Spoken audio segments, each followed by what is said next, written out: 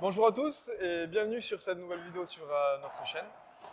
On va continuer un peu sur la même lignée sur les tips. Cette semaine, on va plus partir sur la défense. Est-ce que toi, Anthony, tu trouves que je me suis amélioré ou pas sur la défense? Bah, quand même, j'espère qu'un peu, non? Nous avons bien travaillé là-dessus. Ouais, je pense que ça fait partie avec le lob, avec le revers, un peu de toutes ces bases qu'il faut que j'améliore. De partager ton expérience. Ouais. Je crois que ça peut aider pas mal aux gens qui nous regardent. Exactement. Donc, pourquoi tu ne commences pas par leur raconter tes ressentis quand tu es arrivé ici et que on a commencé à analyser ta défense et à voir où étaient les défauts, où étaient les fautes et comment on pouvait l'améliorer.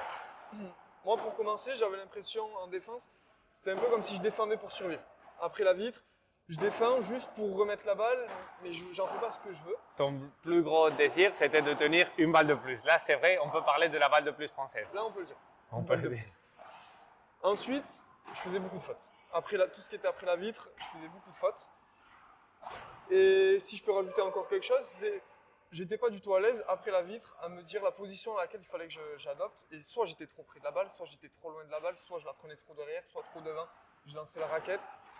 Je manquais beaucoup de précision sur la prise de balle et l'impact de la balle après la vitre. Et si tu devais donner une chose qui t'a débloqué pour bien travailler sur ça, tu dirais quoi? La plus grosse chose? Mon déplacement. Ton déplacement. C'est toujours le déplacement au paddle. Si on fait le résumé sur le lob, sur le revers, sur la défense, à chaque fois il y a les déplacements qui sont là. Et je pense que c'est une grande partie pour laquelle j'ai pu m'améliorer dans ça. C'est ça.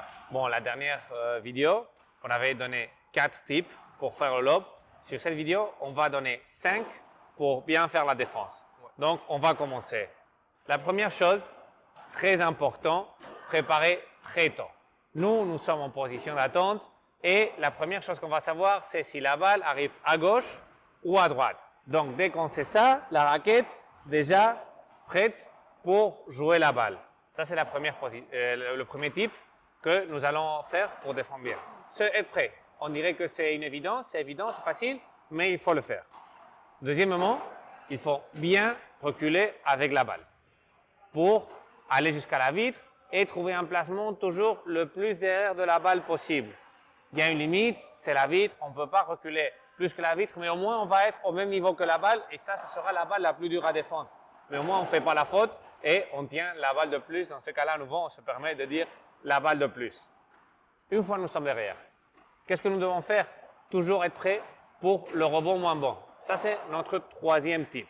Être toujours prêt pour la balle moins favorable. Donc, du coup, bas sur les jambes. Très bas sur les jambes. Ça t'a bien chauffé les premiers jours, hein? Paul, il a bien souffert ça, il a bien transpiré. Au début, c'est un très grand changement pour la plupart des personnes qui augmentent leur niveau de paddle. Essaie de bien faire l'effort avec les jambes, d'être très bas et très fléchi. Cela, ça fatigue, c'est vrai, mais après, c'est vrai que ça paye et ça nous permet de défendre ces balles qui sont difficiles. Donc, on reprend le troisième type. Très bas sur nos jambes, la raquette bien basse et toujours prêt à jouer la balle moins favorable. Après, si sur la vitre, la balle rebondit et monte plus, nous sommes bas, nous avons toujours le temps de nous lever et de venir toucher la balle plus haute. Mais au contraire, si nous sommes hauts et que la balle tombe, de faire ces gestes, c'est très compliqué et en plus, nous n'allons pas avoir le temps. Quatrième type. Qu'est-ce qu'on fait quand la balle a déjà rebondi sur la vitre? Très important, attendre sur place le plus derrière possible et ne pas partir avant la balle. Nous devons attendre que la balle commence à avancer, qu'elle dépasse le niveau de notre nombril, plus ou moins c'est le centre de notre corps. Et une fois la balle a dépassé, c'est là qu'on va avec la balle. Pas avant, parce que si nous avons fait le travail de reculer et qu'on part avant la balle, qu'est-ce qui nous arrive? On va prendre derrière. La balle reste derrière, à nouveau. Donc, le travail que nous avons fait de reculer, ça ne sert à rien. Et dernier type, petit bonus, de ne pas lancer la raquette, contre la balle comme si on essayait de la chasser. Nous, ce qu'on va faire, c'est de bien avancer avec la balle pour l'avoir le plus près possible toujours de notre corps et avoir le plus de possibilités de la jouer. Pouvoir faire un lob, pouvoir faire une chiquita, pouvoir faire une balle puissante et choisir ce que nous faisons. Parce que c'est très typique de faire toutes les autres choses que nous avons faites et au final de lancer la raquette, de lancer notre main parce que la balle est trop loin, elle s'est trop échappée. Et ça, normalement, c'est parce qu'on n'est pas assez attentif. Moi c'est ce dernier tip qui m'a vraiment aidé à être beaucoup plus proche de la balle. Et au final, c'est ça qui m'a permis de contrôler beaucoup plus et de faire moins de fautes.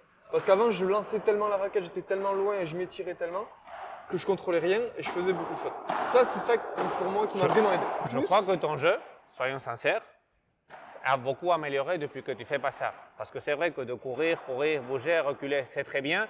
Mais si après le résultat de la balle, c'est toujours le même, c'est que sans la tape, sans contrôle, on n'arrive jamais à contrôler le point, on n'arrive jamais à maîtriser. Et depuis qu'on fait ça, c'est bien mieux. Tu arrives à contrôler, même si tu es en situation de défense, tu contrôles le jeu et quand l'adversaire en attaque se trompe, tu peux faire payer ses fautes, tu peux lui enlever le filet avec un lob ou tu peux au moins l'embêter. Et pas faire la faute. Moi, tous ces tips m'ont vraiment aidé à améliorer mon jeu en défense après la vitre. J'espère que vous aussi, ça vous aidera.